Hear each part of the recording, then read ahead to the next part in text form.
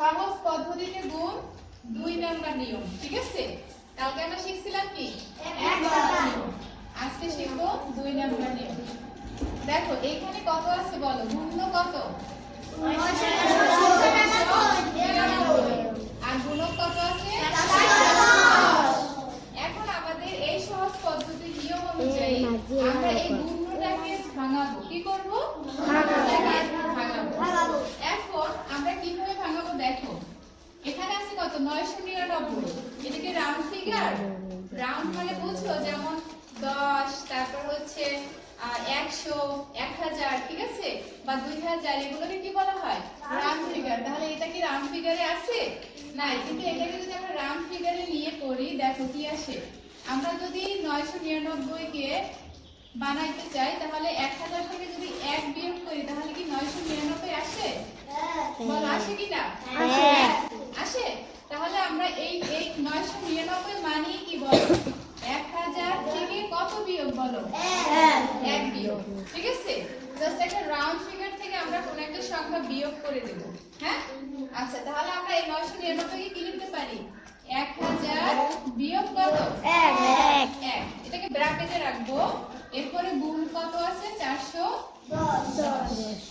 আচ্ছা, এরপরে কি করতে হবে দেখো, এখানে আছে 1000, এটার সাথে 410 গুণ করব, আবার এই 1 এর সাথে 410 গুণ করব, ঠিক আছে? তাহলে প্রথমে কি করব, 1000 এর সাথে 410 গুণাকারে লিখব, ব্র্যাকেটে রেখে এই যে এখানে কি চিহ্ন আছে বলো? বিয়োগ। এখানে কি চিহ্ন বসবে? বিয়োগ চিহ্ন বসবে। এখানে কত আছে?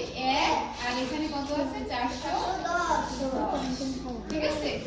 এন্ড কালকে যে আমরা বলছিলাম আমরা কিভাবে সহজে গুণটা করতে পারি, জাস্ট এখানে শূন্যগুলোকে আমরা আলাদা করব। কয়টা শূন্য আছে? এখানে 3টা, আর এখানে কয়টা? 4টা।